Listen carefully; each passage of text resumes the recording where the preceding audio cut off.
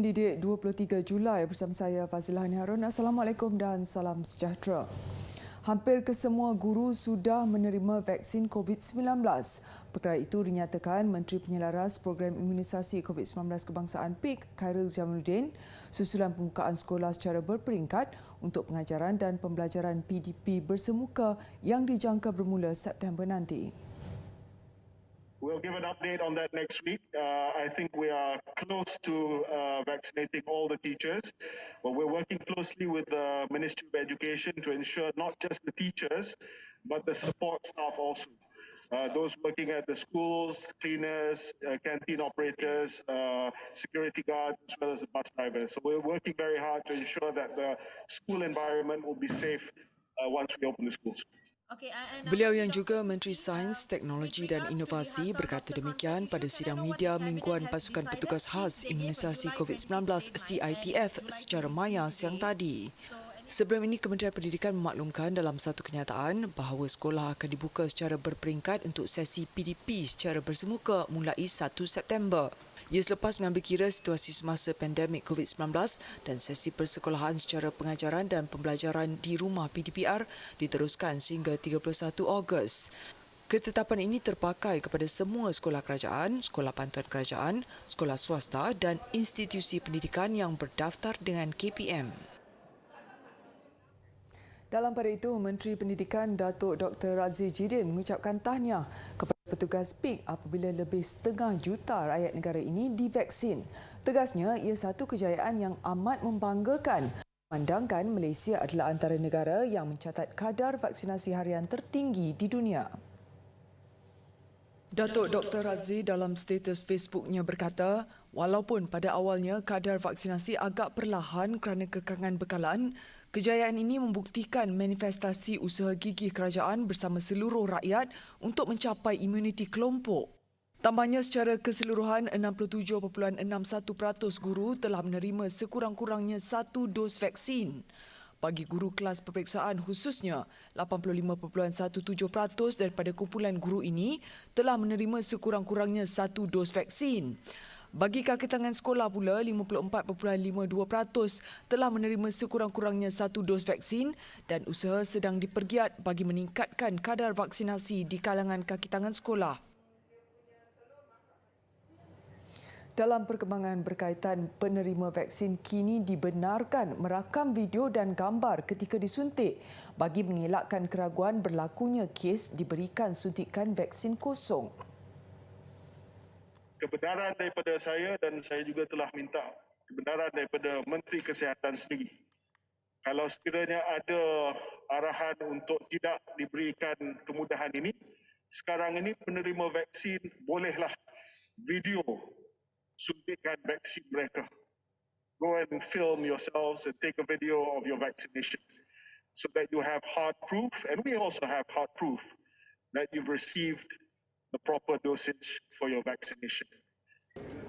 SOP sedia ada turut terpakai iaitu petugas kesihatan perlu menunjukkan picagari berisi dos vaksin sepatutnya kepada penerima. Terdahulu, Khairi memaklumkan hanya 13 laporan polis diterima berhubung dakwaan disuntik vaksin COVID-19 kosong berbanding lebih 16 juta suntikan yang telah diberikan setakat ini. Beliau bagaimanapun memberi jaminan memandang serius setiap dakwaan dalam usaha memastikan penerima mendapat dos vaksin yang sempurna. Khairi juga menegaskan laporan kes picagari kosong itu tiada kaitan dengan sindiket jualan vaksin yang membabitkan petugas barisan hadapan.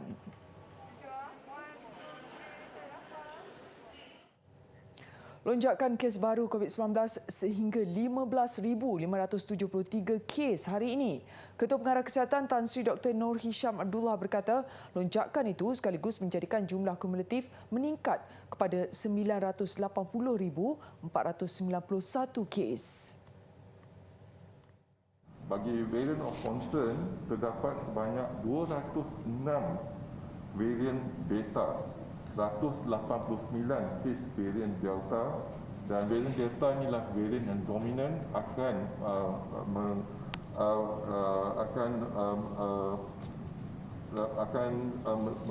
melepasi ataupun meningkat dia punya jangkitan, menggantikan varian Delta. dan 14 kes varian alpha, manakala bagi variant of interest terdapat 13 kes varian theta. Jumlah kematian ialah 144 kes, menjadikan jumlah keseluruhan 7,718 kes. Manakala kes dirawat di ICU ialah 939 dengan yang memerlukan bantuan alat pernafasan 456 kes. Selangor kekal menjadi penyumbang utama pertambahan kes di negara ini iaitu sebanyak 7,672, diikuti Kuala Lumpur 2,063 kes. Permohonan kemasukan ke tingkatan 1 Sekolah Seni Malaysia bagi tahun 2022 kini dibuka. Murid yang berminat boleh membuat permohonan secara dalam talian. Permohonan boleh dibuat melalui laman sesawang sm.moi.gov.my yang telah dibuka sejak 15 Julai lalu sehinggalah tarikh tutup pada 30 September. Sekolah Seni Malaysia adalah sebuah institusi pendidikan formal satu sesi yang menyediakan kemudahan menggilap dan menggarap potensi dan bakat diri generasi murid untuk menceburi aktiviti kesenian dan kebudayaan tanah air secara aktif dan kreatif. Kemudahan yang disediakan di sekolah seni ini adalah berkonsepkan sebuah sekolah berasrama penuh. Secara tidak langsung membolehkan murid-murid menjalani proses pengajaran dan pembelajaran akademik, latihan kesenian dan kebudayaan serta aktiviti ko-kurikulum dan riadah secara berjadual dan terancang.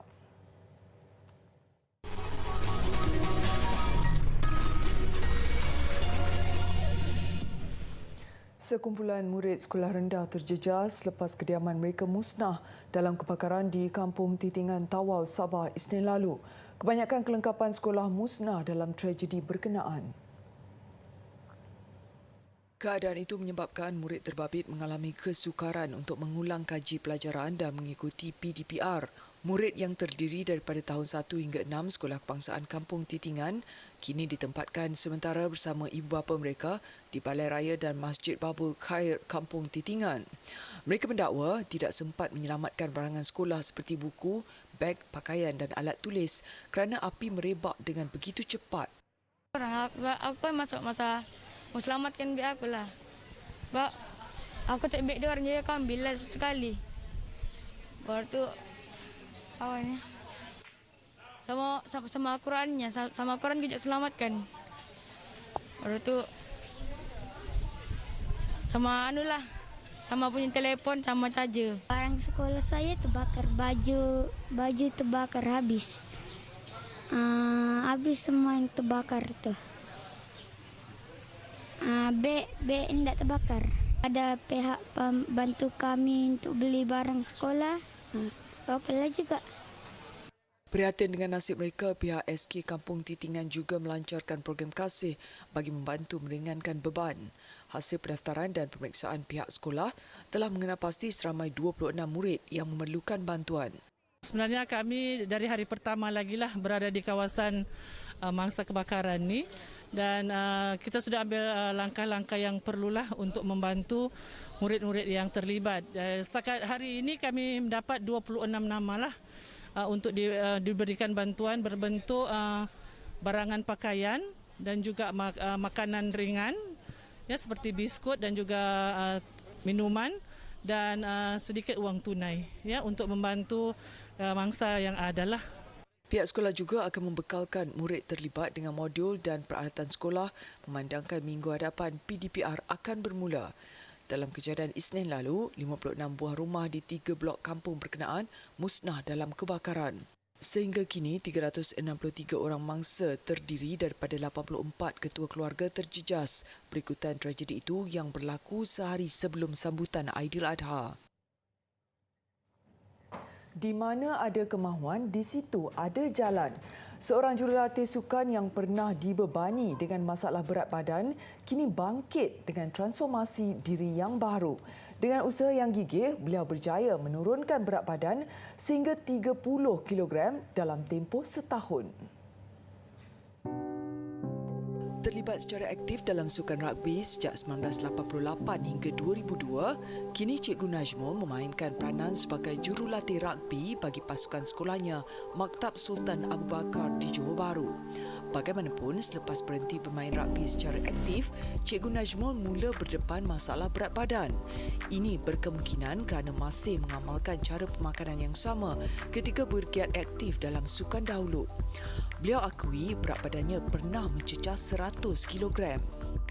Ini membuatkan saya berasa tidak selesa, di mana saya mula berasa mudah mengantuk, cepat letih, malas dan saya terpaksa menukar pakaian saya daripada saiz XL pada ketika itu kepada triple XL.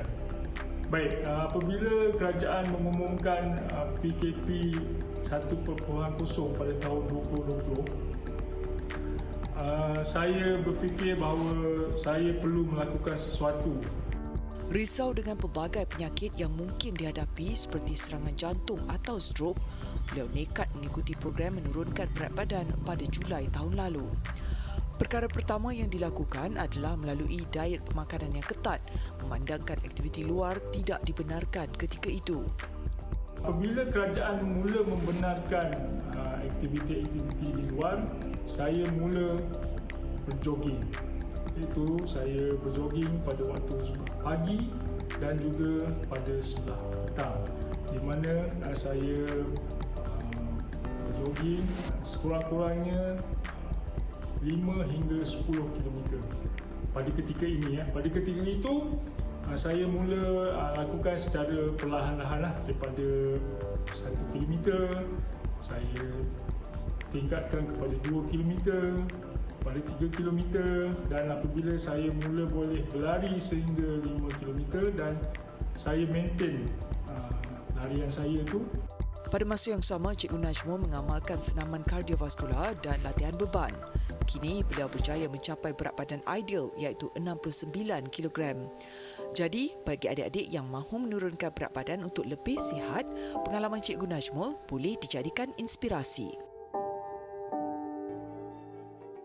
Menurut kajian klinikal, sebanyak 66% daripada pesakit tahap 4 dan tahap 5 yang mengalami sindrom post-COVID ini yang terdiri daripada simptom seperti kelesuan, kesukaran bernafas ketika melakukan aktiviti, sukar tidur malam, batuk dan juga kegelisahan atau dalam erti kata lain anxiety disorder.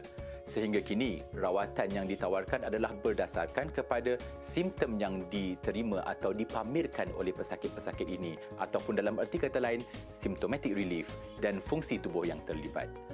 Oleh itu, pesakit-pesakit COVID-19 yang telah didischarge daripada hospital akan diberikan temujanji, rawatan susulan dan diingatkan untuk hadir mengikut tarikh yang telah ditetapkan.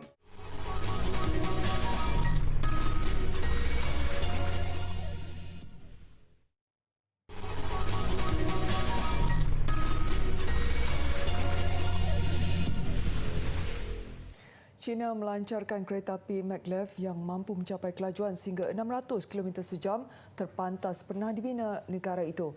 Ia menghampiri rekod dimiliki kereta api jenis sama keluaran Jepun dengan kelajuan 603 km sejam. China memulakan pembangunan kereta api maglev dengan 5 gerabak menggunakan teknologi sendiri sejak 2016 dan ia berjaya menjalani ujian percubaan pada Jun 2020.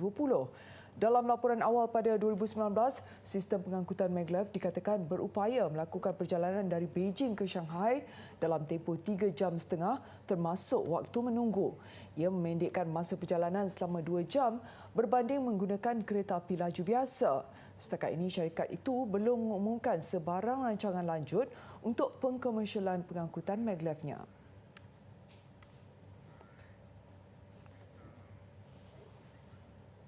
Projek ekosistem semakin popular di Tasmania. Di University of Tasmania misalnya, sebuah kampus baru yang sedang dalam pembinaan turut dilengkapi projek ekosistem. Ruangan di bahagian bumbung itu menempatkan lebih 10,000 tumbuh-tumbuhan liar lokal yang sudah pun mula bercambah. Sasarannya bumbung hijau atau green roof yang menjadi habitat tumbuhan liar. Namun rekaan dan pembinaannya bukanlah mudah. The building has to be designed to take up to 8 times more weight than a metal deck roof. There's a waterproof membrane, and so the on costs are significant. They're not only just good environmentally, but they're striking visual places to be around as well, and to live and work and study within them will be a great experience for our staff and our students and our visitors. Bukan setakat di universiti, infrastruktur sebegini dilaporkan turut menjadi pilihan arkitek dan pemaju projek di seluruh Tasmania, termasuk pusat hiburan dan hotel.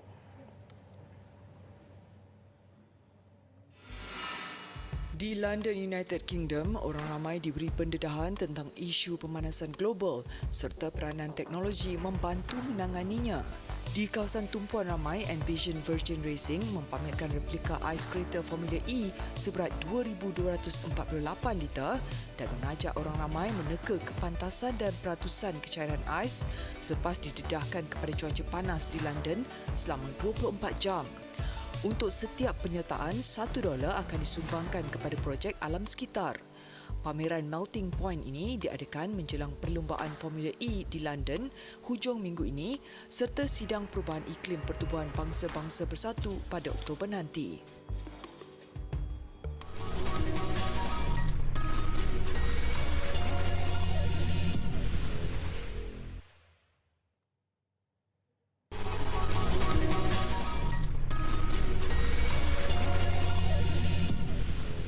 Sedikit laporan Sukan Olimpik Tokyo 2020. Bekas atlet murid Sekolah Sukan Malaysia Shakira Mashaikh mara kepusingan kalah mati acara recurve individu wanita. Turut mara Khairul Anwar Muhammad bagi acara sama kategori lelaki. Paling menceriakan semestinya catatan terbaik peribadi yang dilakar Shakira Mashaikh selaku atlet pertama negara yang turun beraksi sebelum Khairul Anwar berjaya menamatkan pusingan Olimpik ranking di kedudukan ke-20. Jam 9 pagi waktu Jepun, Shakira memulakan cabaran Malaysia dalam pusingan ranking memanah recurve individu wanita. Dan memang keputusan yang cukup melegakan selepas beliau menamatkan aksi dengan catatan 630 mata, juga catatan terbaik peribadinya. Sebenarnya semalam baru saya tahu yang saya ni atlet pertama yang beraksi ke Olimpik, atlet Malaysia. Dan saya rasa macam nervous lah juga kan sebab atlet pertama yang akan bertanding di Olimpik nanti. Tapi bila motivate balik dengan diri, so Alhamdulillah lah saya boleh kawal lah dia punya nervous tu. Dan of course saya rasa berpuas hatilah dengan PB saya sebab jauh jugalah 630 daripada PB saya yang dulu 619. So beza dia 19 mata. So bagi mana sebelah mata tu adalah mata yang tertinggi juga, peningkatan yang bagus untuk saya. Menduduki tempat ke-43, Shakira dijadual menentang pemain ranking ke-4 dunia Elina Osipova yang akan beraksi untuk pasukan neutral ROC Selasa nanti. Manakala Khairul menamatkan 12 pusingan aksinya dengan jumlah keseluruhan 661 mata, meletakkannya di kedudukan ke-20. Cukup melegakan apabila beliau dijadual menentang pemanah ranking ke-62 dunia Antti Vikström dari Finland 28 Julai nanti. Pemandangan warna-warni pondok tepi pantai di Walton-on-the-Naze, Essex, United Kingdom mengakhiri paparan Buletin Didik malam ini. Saya Fazlani Harun, salam hormat dan Assalamualaikum.